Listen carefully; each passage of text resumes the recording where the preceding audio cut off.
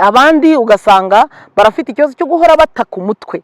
Ni benshi cyane dufite bahora bataka umutwe, ugasanga yarivuje kwa muganga kuva 94 kugeza n'uno muntu akaba agifite umutwe we udakira, ariko harimo abo nakiriye nyuma yo kubavura ubu bamaze kugenda bakira wa mutwe. Kubera iki? Kuko jewe ndimo ndakora ku kintu cyateye kurwara umutwe, ntabwo ari umubiri wa urwaye, ahubwo ni ingaruka z'ibyo babayemo.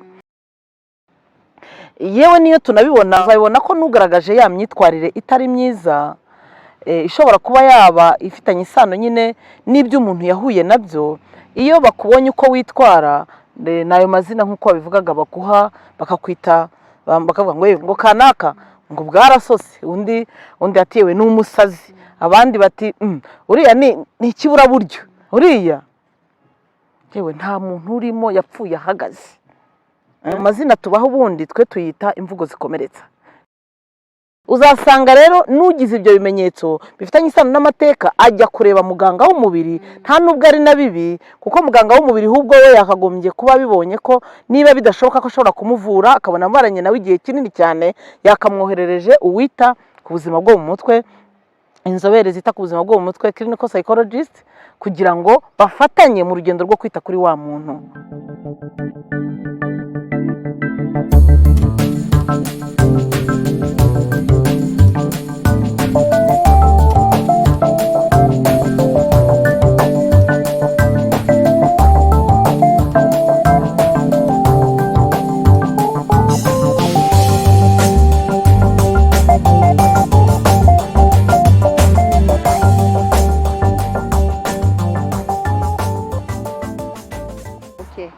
Murakoze cyane.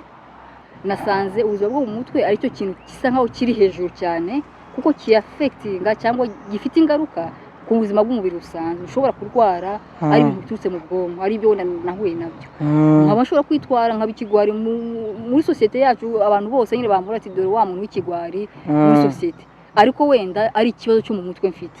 Ubwo bumenyi buriho cyangwa? Murakoze cyane. Ubuzima bwo mu mutwe biracyari ku rwego rwo hasi, ntabwo birumvikana.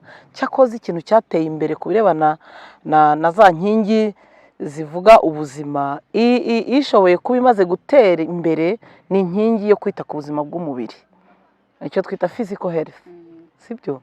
Noneho mental health navuga ngo ubundi itangiye kuvugwa, nandahera n'igihe clinical psychology yatangiriye nk'umwuga watangiye kwigwa hano mu Rwanda nyuma ya jenoside yakorewe abatutsi muri 1999, nibwo iryo shami ryafunguwe muri kaminuza y'u Rwanda. Bivuga ngo hera 99 kugeza ubu imyaka ni mike cyane kugira ngo umwuga uzaba umaze gushinga imizi, abantu baba bashobora kumva n'icyo umaze, ndetse n'abawize baba bashobora kuba batanga umusaruro ugaragara bisaba igihe. Twebwe rero navuga ngo ni umwuga ukiri muto cyane, ukiri mushasha cyane, bivuga ngo n'ibyawo ntago biramenyekana. Yewe niyo tunabibona mu muryango nyarwanda uzabibona ko nugaragaje ya myitwarire itari myiza, ishobora kuba yaba ifitanye isano nyine n'ibyo umuntu yahuye nabyo. Iyo bakubonye uko witwara nayo mazina nk'uko babivugaga bakuha, bakakwita bakavuga ngo bwarasose, ngo kanaka ngo bwarasose, undi yatewe n'umusazi, abandi bati uriya ni ikibura buryo, uriya ni igihazi, uriya yewe nta muntu urimo yapfuye ahagaze. Ni ukuvuga ngo umuntu ufite ibibazo by'uburwayi bwo mu mutwe hano mu Rwanda ntabwo birashobora kumvikana ngo bashobore kumva yuko afite uburwayi nk'ubundi bwose, kandi ko akeneye nawe kuvurwa nk'abandi bose. Kuba twakoresha ayo mazina tubaho ubundi twe tuyita imvugo zikomeretsa. Ni imvugo zikomeretsa, n'ikimenyimenyi uzarebe iyo umuntu umwise ngo ni umusazi, uzarebe igikurikiraho ahita ashaka kwirwanirira, ugatuma uzamura umujinya, ya marangamutima twahoze tuvuga mabi ukayazamura, akaba yagira umujinya, akaba se cyangwa yababara, ukabibona n'amarira akaba yaza rwose, cyangwa se ukabona ko afite ko ijambo umubwiye ntabwo rizamura amarangamutima meza, ahubwo urimo uramusubiza habi. Nibyo niba arwaye ararwaye, ariko ntakeneye ko ushyiraho iryo jambo rimukomeretsa ngo uri umusazi. Akeneye kwitabwaho kugira ngo ya nkingi y'ubuzima nayo yitabweho, ashobore kugira ubuzima busendereye, kuko inkingi y'ubuzima bwo mu mutwe iyo yangiritse bigaragarira muri ya myitwarire mibi, mu marangamutima mabi, mu byiyumviro bibi mu mubiri n'ibitekerezo bibi. Uwo muntu icyo akeneye ni ukuvurwa, ntabwo akeneye ko tumwita amagambo cyangwa se tumuha amazina arimo kumukomeretsa. Akeneye kwitabwaho. Urasanga umubare munini mu bo dufite hano muri umuryango nyarwanda wacu, abenshi kubera n'amateka twanyuzemo murayazi, yagiye agira ingaruka zikomeye ku buzima bwo mu mutwe bw'abanyarwanda.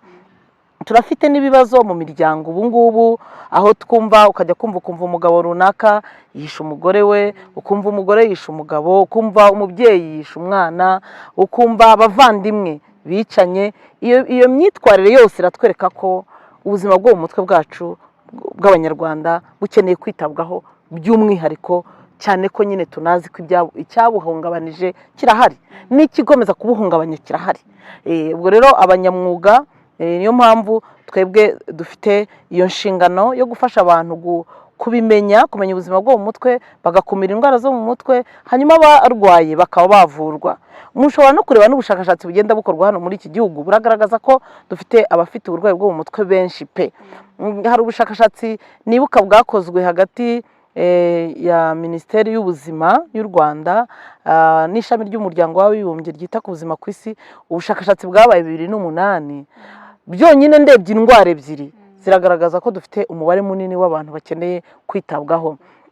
Nk'ikibazo cy'ihungabana, ni ukugenekereza iyo babivuze mu kinyarwanda, ubundi wumva bidasobanura neza ijana ku ijana, ariko iyo bavuze ihungabana ni uko bavuze post traumatic stress disorder, termini technique, kugira ngo wumve iyo umaze kuba mu bihe bikomeye ingaruka ziza. Tufite rero icyo kibazo cy'abafite PTSD cyangwa post traumatic stress disorder, nyuma y'ibibazo twahuriye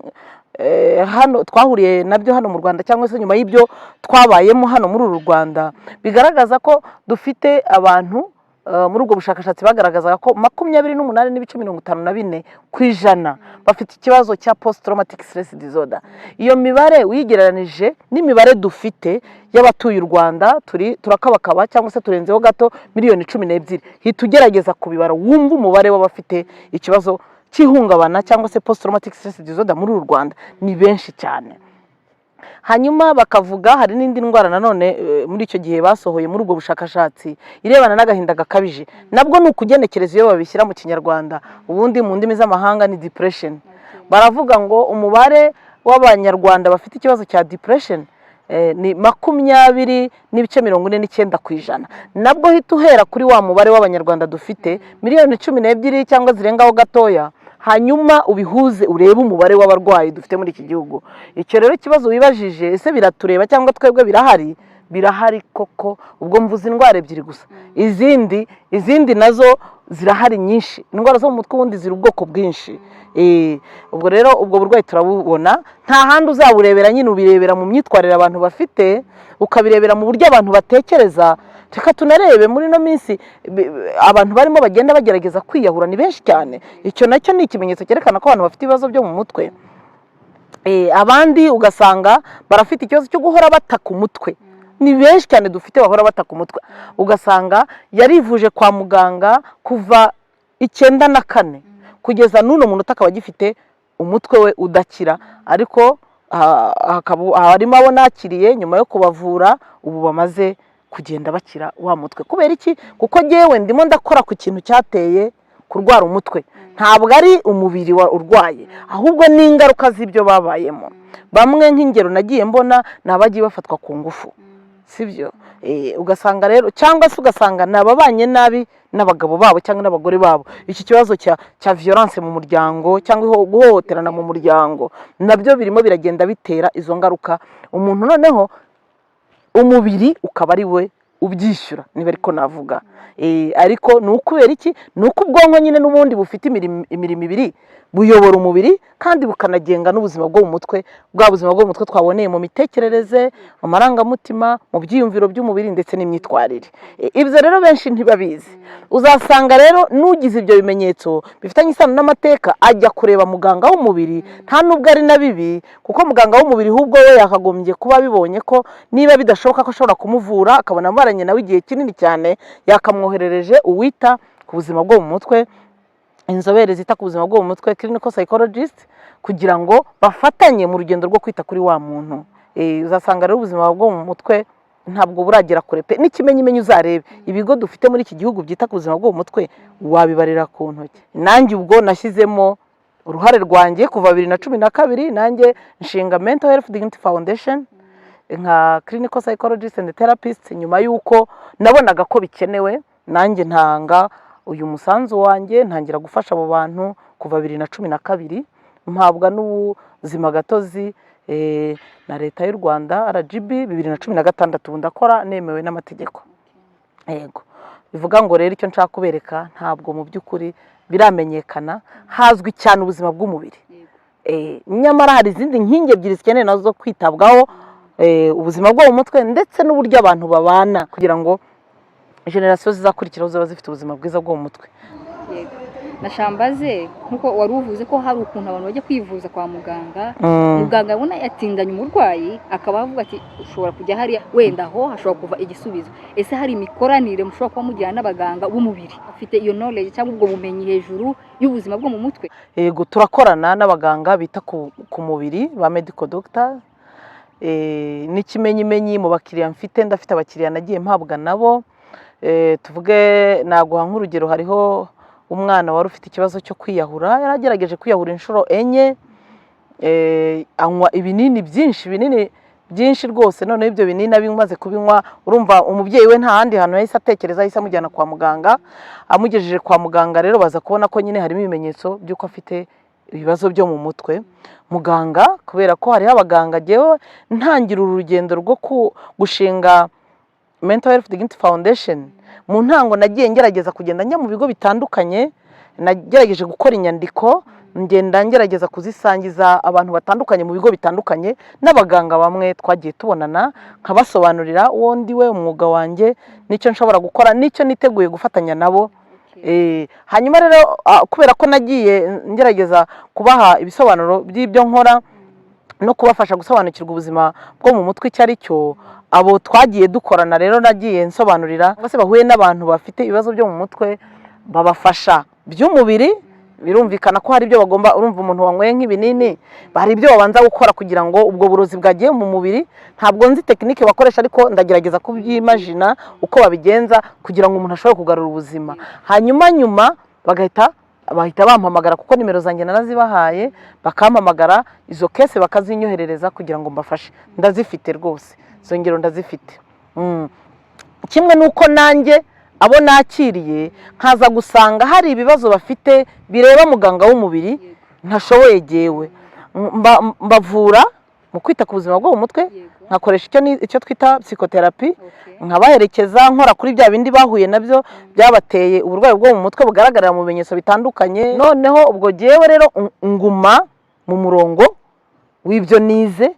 Hanyuma iyo nsanze afite ibindi bimenyetso, tuvuge hariho umugabo mfite, umukiriya mfite ufite ikibazo cy'uko afite igikomere ku kaguru, ntacyo jyewe nagikoraho.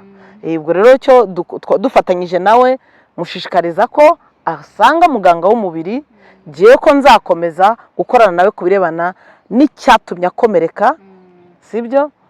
Kuko ni violence yahuye nayo, hanyuma n'ubwo buzima yabayemo. Buri umwe wese rero agenda agira umwanya we, turuzuzanya. Ubwo rero icyo gihe nanjye ndamwohereza akajya kureba muganga w'umubiri. Hariho n'ingero dufite uretse na muganga w'umubiri n'abandi banyamwuga dukorana nk'abacamanza. Hari igihe umuntu nk'abashakanye baza bakaza bafite n'ibibazo birebana n'amategeko, ntabwo genda umunyamategeko.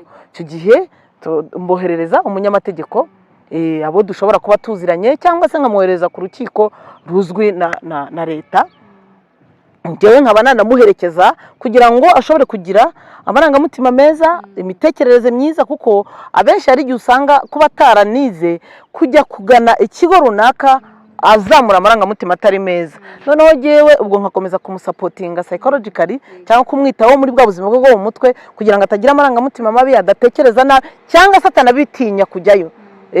Jyewe nkamushyigikira muri urwo rwego, hanyuma abanyamategeko nabo bagakora ibyo bagomba gukora, kandi nanjye nkakora ibyo ngomba gukora nk'umuntu wita ku buzima bwo mu mutwe. Sawa, murakoze cyane, turabashimiye kuba kutuganiriza ku bw'ubwo bumenyi, ko ndumva ari ubumenyi bw'agaciro cyane, kuko ari ibintu ubona bisa nkaho bishyashya kandi bifite impact muri area zose z'ubuzima bwacu. So turabashimiye, n'ikindi gihe tuzabifuza, twifuza ko muzaduha akanya kandi twongera tukaganira. Yego, murakoze cyane, turahari rwose. Yego, murakoze cyane gukora iki kiganiro cyacu, turabashimiye. Ni ikiganiro kizahora kigaruka, kora subscribe kandi wibuke no gukanda share kugira ngo usangize n'abantu. Kandi aho muri section ya comment twakwatanga igitekerezo, icyifuzo cyangwa ikibazo waba ufite icyo ari cyo cyose. Twibuke ko ubuzima bwacu bwo mu mutwe ari ingenzi. Murakoze cyane, naho ubutaha.